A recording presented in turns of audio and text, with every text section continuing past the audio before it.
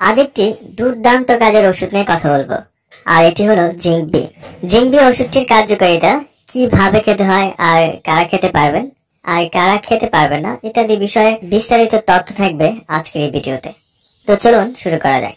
ভিডিওটি শুরু করার আগে বরাবরের মতন একটা অনুরোধ, বিভিন্ন ওষুধের পরিচিতি ও মেডিকেল টেস্ট সম্পর্কে জানতে চ্যানেলটি সাবস্ক্রাইব করে রাখুন।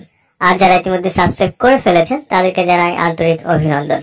জিঙ্ক বি ট্যাবলেটটি বাজারে নিয়ে এসেছে এসকেএফ ফার্মাসিউটিক্যাল লিমিটেড, যার প্রতিটি ট্যাবলেটে রয়েছে ভিটামিন বি কমপ্লেক্স ও জিঙ্ক সালফেট মনোহাইড্রেট।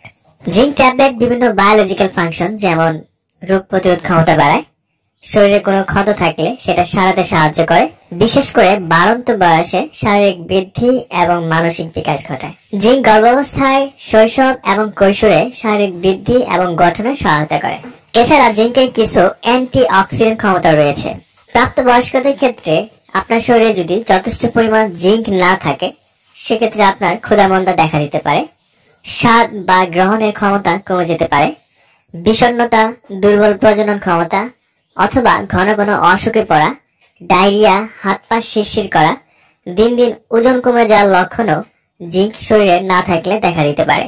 তাই এসব লক্ষণ দূর করতে এবং শরীরের রোগ প্রতিরোধ ক্ষমতা বাড়াতে ডাক্তারের পরামর্শ নিয়ে জিঙ্ক বি ট্যাবলেটটি সেবন করতে পারেন। আসুন এবার জিঙ্ক বি খাবার সঠিক নিয়মটি জানা যাক।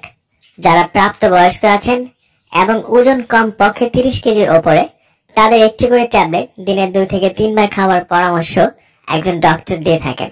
আর যাদের জিঙ্ক এবং ভিটামিন বি কমপ্লেক্সের প্রতি সংবেদনশীল আছেন, তাদের ক্ষেত্রে এই জিঙ্ক বি ট্যাবলেটটি প্রতিনির্দেশিত।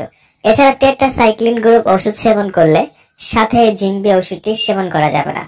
তাছাড়া জিঙ্ক বি ওষুধটি খুবই সুসহনীয়, এর কোনো পার্শ্ব প্রতিক্রিয়া নেই বললে চলে। তবে কারো কারো, সবার না, বমি বমি ভাব, বমি, ডায়রিয়া বা পাকস্থলীর সমস্যা দেখা দিতে পারে। এগুলো সাময়িক, মারাত্মক নয়। তবে কোনো সমস্যা যদি আপনার কাছে তীব্র মনে হয়, সেক্ষেত্রে একজন ডক্টরের পরামর্শ নিন।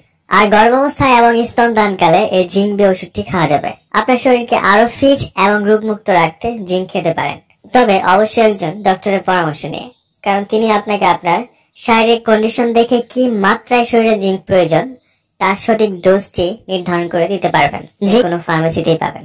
ওষুধ কেনার আগে এর উৎপাদন তারিখ এবং এর মেয়াদ উত্তীর্ণের তারিখ দেখে ক্রয় করবেন।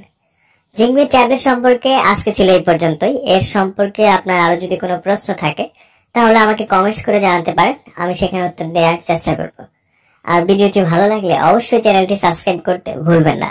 আজ এই পর্যন্তই, আগামীতে আবার দেখা হবে। সেই পর্যন্ত ভালো থাকুন, সুস্থ থাকুন। ধন্যবাদ।